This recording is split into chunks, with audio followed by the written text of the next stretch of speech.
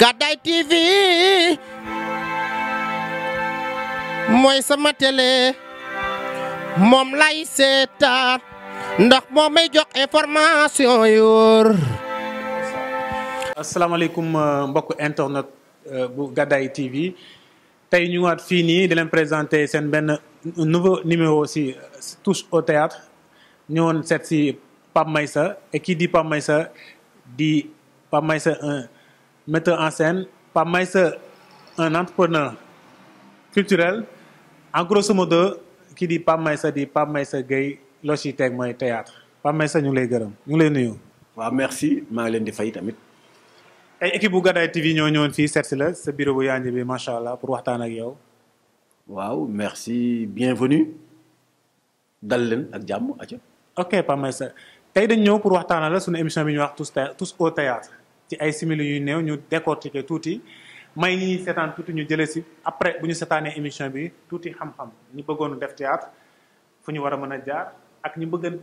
nekk acteur dëgg-dëggu cinéma fu ñu mën a bëgg jaar et j'en passe. tey Pape Maïssa tey bu ma la doon laaj nga expliquer ma tuuti lan mooy différence su téléfilm théâtre série et j'en passe. waaw bu ci nekk turam wan na la maanaam li mu wundu téléfilm téléfilm ñaari moo la yu ñu boole muy téléfilm mooy film bu ñuy wane ci télé. film bu ñuy wane ci télé nag bokkut ak cinéma tamit parce que cinéma moo gën a rëy moo gën a yaatu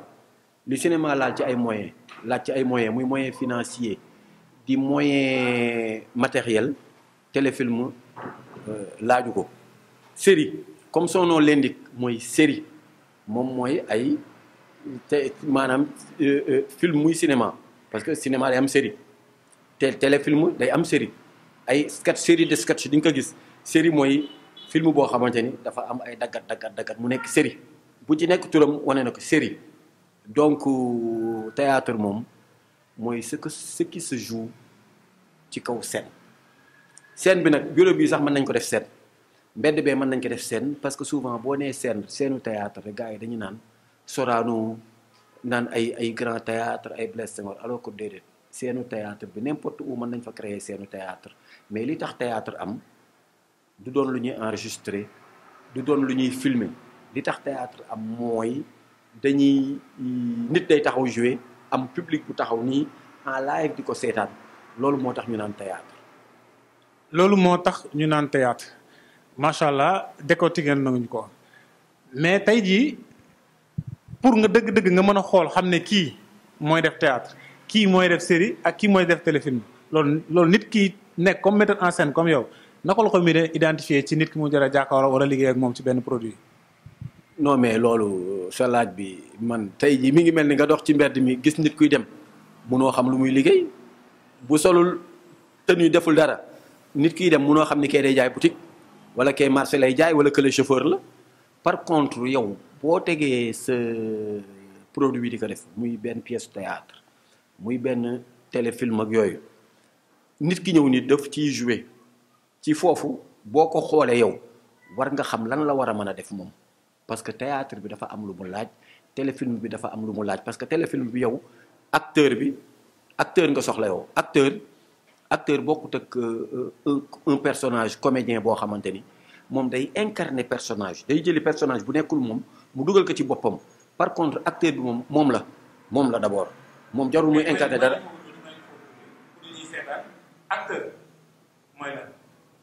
acteur mooy ku ñuy gis rek. ku ñëw ni fàng fenn rek acteur nga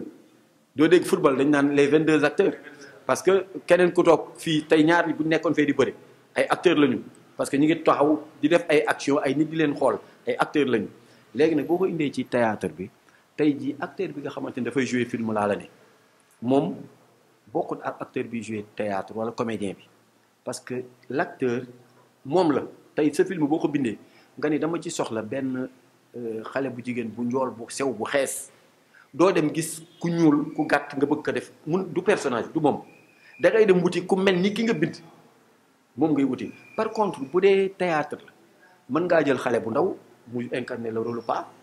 mën ngaa jël mag mu defal la rôle xale mais ci film muy cinéma di téléfilm loolu duñ ko ci nangu donc wuute nañu donc mën nañ ni seen adduna bi yëpp nit ñëpp mën nañ nekk ay acteurs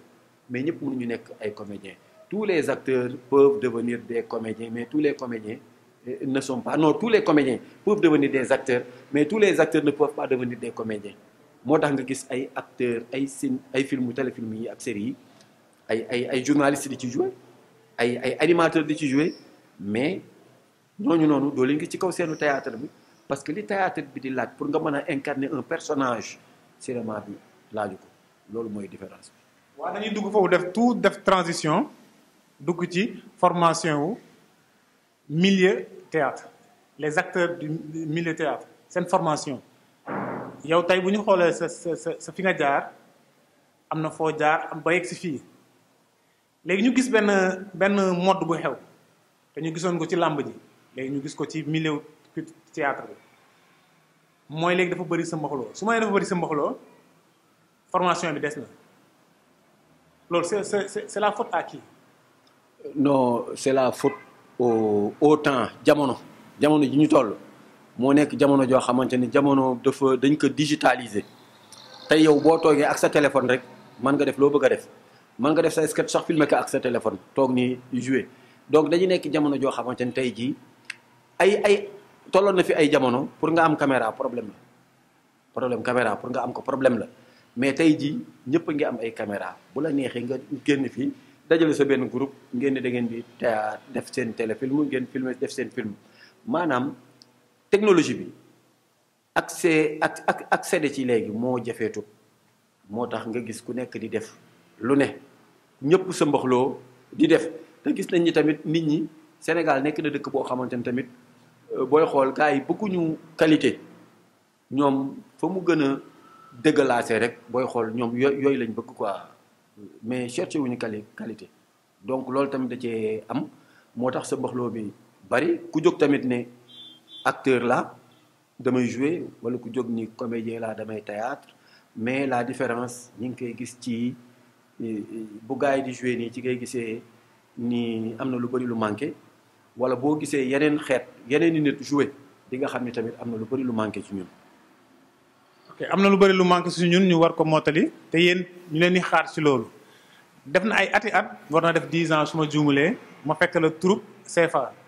jamono jooju nga nekkoon seen metteur en scène waaw nekkoon nit ku wax nag boobu maa ngi nekk lu ndaw di toog di la seetaan nii kon tey Pape Maissa yow da nga mieux placé pour xamal ni ñuy seetaan théâtre démb sa gis-gis ak bu tey.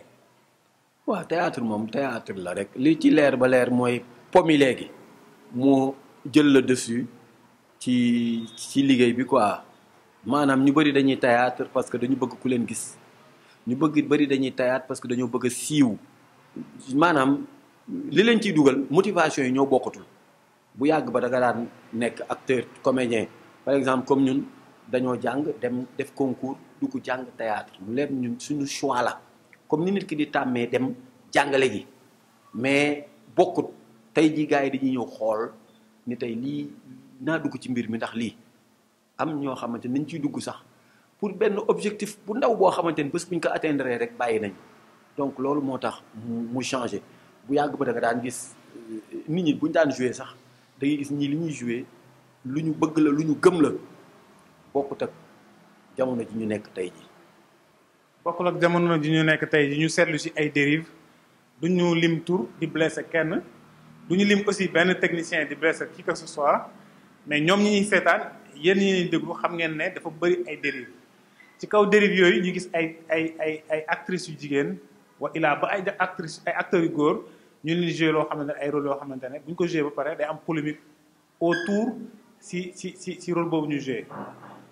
tey bu ñu jàkkaarloo un metteur en scène comme Pape Maissa te laaj ñu ko si loolu yaakaar naa du ngeen ñu ko baal Pape Maissa loo xam si dérive yooyu. waaw xam nga loolu moom waa cinéma la waa téléfilm la xam nga ñun waa théâtre lañ tey ji ma yokk ko sax parce que lii dafa mel ni cours théâtre la ñuy def maanaam quand on parle de théâtre ci ngay déggee ay baatu metteur en scène ci ngay déggee ay baatu ñu la naan texte ci ngay déggee ay affaires yu bëri contrairement ak téléfilm bi nga xamante ni à la place du metteur en scène on te parle de réalisateur à la place du texte on te parle de scénario donc bëri na ay wuute yu ci nekk léegi nag ñi nga xamante ni ñooy jouer di def loolu dañoo xamul te comprendre ñu lu bëri ils ne sont pas expérimentés amuñu expérience parce que génnuñu gisuñu gis nga ku nekk am nga conception booy def ci art boo xamante ni daf la propre mais bul fàtte sa identité bul fàtte yow ki nga xamante ni yow moom nga doon tey ji liberté artistique bi nekk en Europe nekkul fii Sénégal loolu il faut nit ñi xam ko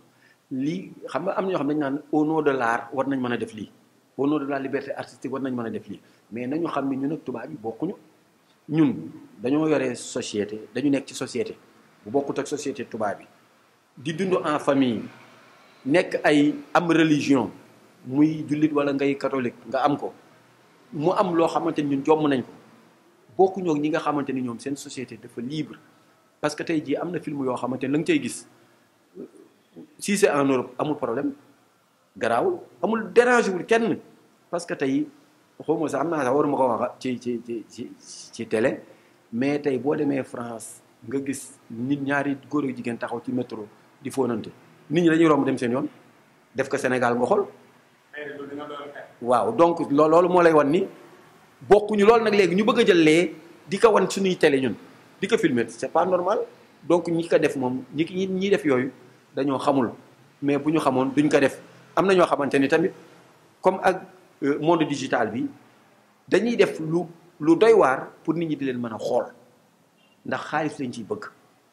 mais yoon boobu ñu jël du yoon bu baax bi tamit même boo bëggee xaalis nga xool neneen noo ko mën a amee mais ni naa def loo xamante ni su ma ko dugalee ci internet bi dinañ ma xool naa am ay vues yu bëri pour mën a am xaalis tamit je pense que nekkul lu baax daal. waaw may sa kon bu tolloo foofu pour ana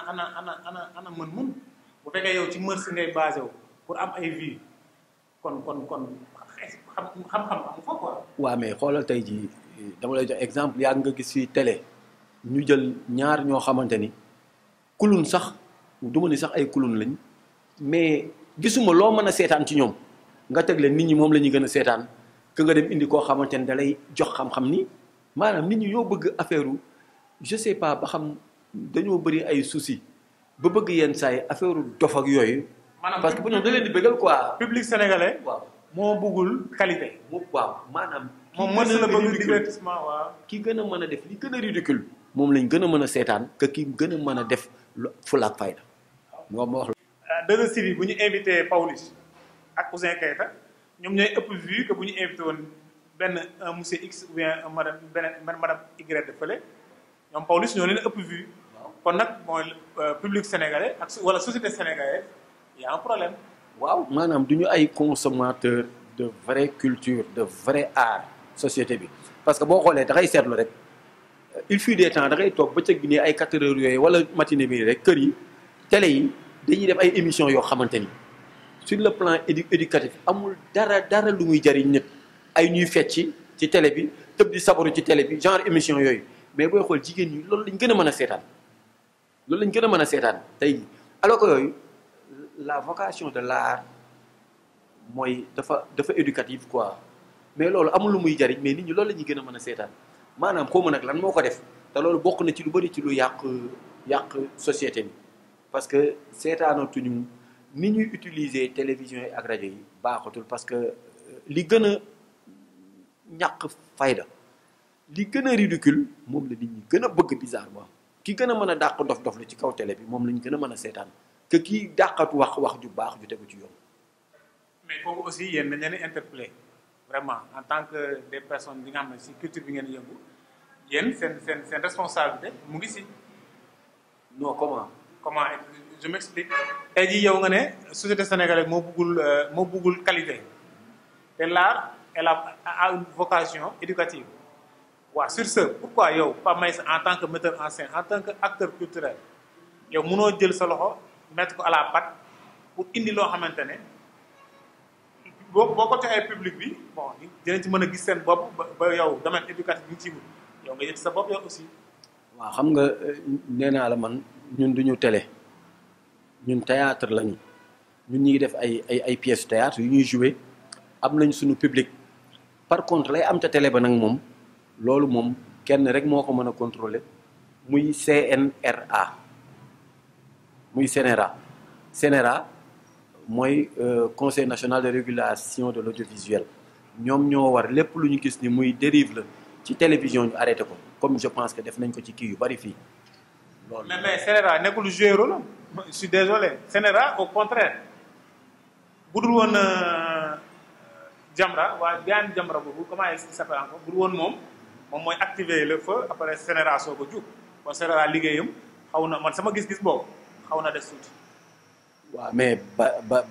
ba tey comme boo activer le feu moom mu ñëw taxaw pour saafara mbir mi kay baax na et je pense que bu CNRA jouer rôle am bu baax wut ñuy xool lépp luy jaar ci télé bi gars yi di ko xool lu jagul ñu sanctionné buñ ko commencé def rek dina baax te je pense que ñi ngi ci lancé boobu ñi ngi ci lancé boobu te yaakaar naa ni buñ ci taxawee dina baax mais buñ ko seetaanee rek musiba am parce que ñiy dugg tey ci téléfilm yi ak ci série yi tu vois n'importe qui. n'importe quoi aussi. waaw loolu mooy waaw loolu mooy affaire bi. waaw Pape Maïssa en tant que Pape Maïssa xam-xam bi la yaa teg sa bopp car macha allah yan projet ngay entreprendre yoo xamante ne pour say ñi topp sa ginnaaw say rakk yow flambeau bi nga téye boo demee ba benn stade bi keneen téye ko. waaw ñun xam nga suñuy projet ñi ngi ci toujours te dañ koy dérouler chaque fois dañuy def suñuy projet mais tamit ñun yoruñu lu public daal yoruñu yëfu nguur pour te dire. yoruñu yëfu nguur suñu yëfu bopp la ñu yore. ce qui veut dire que honnêtement tamit ñun li ñu arrangé rek loolu la ñuy def kenn mënuñu forcer nañu kaay leen jàpp ci lii wala kaay leen def lee parce que defee wuñ ko alal boo xamante ni ñëpp a ko bokk. donc mais nag monsieur Guèye tey jii formation boobu nga def formation bi nga def dëgg la yaa ko choisir comme ni ko waxee léegi mais yow tamit di nekk sa bopp nga pourquoi pas nga woon say jeunes frères. waaw ma ne loolu xam nga ñun ñi ngi partagé toujours te ku bëgg ñu partagé ak yow tamit ñu partagé ak yow maanaam pour te dire que ni suñu mission nekk fi jóg naan nañ partagé léegi nañ def la de mais ku jóg gëm li ñu gëm parce que ñun dafa am lu ñu gëm ak nu ñuy doxi gëm li ñu gëm saa waay mën nañ la jàppale parce que ñun li ñu gëm nag gëmuñu ay affaire de naxa sa xand ak yiw ak yooyu gëmuñu loolu. mais mooy li ngay wax rek affaire yu charab yaaw ak ñiy def du n'importe quoi ak yooyu ak n'importe comment ñun gëmuñu yooyu duñ def yooyu doxuñu foofu tamit. yéen lu ngeen di def ak su lu ngeen di doon. boo tàppee internet sama tur di nga xam lu bari ci man. non man en tant que tel man xam naa yaay kan. mais li ñuy seetaan laa bëgg ñu xam yaay kan. li ñuy dox mooy maanaam neewa naa la dañoo choisir métier bi ñuy def xam nga la la dab ak la nga nekk par accident bokkut ak la nga tànn xam nga boo tànnee rek ça veut dire que bàyyi nga ñun nag dañoo tànn li ñuy def dañ ko tànn donc moo tax duñ ci def tam n'importe quoi man danga may gis géejawaay fi ñu naan programme bee am na ma nga ca kaw seen ba di jouer gisoo ko fi. pourtant joué naa géejawaay. mas naa joué géejawaay mais non c'est-à-dire ñun nous sommes des professionnels maanaam fowuñu donc te li ñuy def tam duñ ko fowee donc moo tax moo waral lépp daal. waaw sa domaine man benn professionnel laa ci xam waxuma la ko parce que dama toog ak yow waxuma la ko parce que dama lay jeter des fleurs non sa domaine benn nit laa ci xam mooy yow parce que nag seetaan naa la bon seetaan naa la fu ne xam naa ne yow fa ngay joué ay xonq yu nopp ñoo ko ëpp yu di ñuul loolu moom saa moom xam naa ko et je tiens à ma témoigner ko fii si domaine am moom il est le meilleur car macha allah léegi li ñuy tëjee mooy say projet. waaw samay projet mooy que ni bëri na pièce yoo xamante ni ñu ngi koy travailler parce que ñun ay acteurs lañu man bokkuma ci acteur ak comédiens yi nga xam dañ naan man formateur la metteur en scène laa toog déedéet fii tey koo fi gis bu dépassé 30 ans sax croiser les bras ni man formateur laa léegi wala metteur en scène laa jouer bi moo gën a métti dañuy jouer man je continue toujours à jouer te projet sur projet toujours jéem a développer ay projet di jouer di dund culture bi may def ak théâtre bi may def normalement quoi man ci loolu laa nekk. macha allah projet sur projet mais ma takkine ko tuuti quoi mais méttitu live bi nii après rupture corona bi ñu naan jeex na des na tuuti desul tuuti jafe-jafe àdduna bi daal bon dafa tar quoi dafa tar la vie est chère et j'en passe sa xalaat si loolu tuuti rek. waaw mais corona bi moom benn affaire mal la bu fi yàlla wàcce rek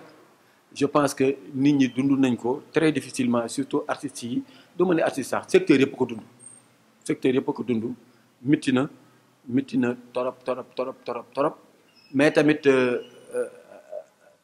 ren gi la gën a métti 2021 parce que boo xool 2020 amoon na sax ay ndàmpaay yu ñu doon jox gars yi mais 2021 na affaire yi meloon melu ko ndàmpaay amul corona baa ngi fi ba léegi donc 2021 bi ci lañ gën a dundee méttitu corona bi qu'avant booy xool mais lu fi war a am la waroon am la am fi nañ ñaan yàlla mu dem mu dem ñu reprendre normalement activités yi ni mu waree parce que booy xool culture bi li tax mu jafe mooy tey bu doon secteur corona bi daal secteur transport bu kiiwee rek da ngay jëlaat sa oto rek commencé nekkaat transport mais alors que culture bi nag benn chaîne la boo xamante ni ndànk-ndànk lay jógaatee te il faudra du temps que affaire yi di jógaat normal ba egg fa mu mel na mu meloon. amiin ñu ngi ñaan affaire yi mel ni mu meloon waaw fii la woon Guédiawaye ñëwoon seet si Pape Meissa Gueye avec votre fidèle serviteur Lucky El Uno sur votre chaîne préférée Gadaye TV ngeen abonné gën a yokk abonné yi ngeen bës ci cloche saa bu ñu dugalee lu bees incha allah ngeen gis ko tous au théâtre beneen yoon ci beneen anam jërëjëf.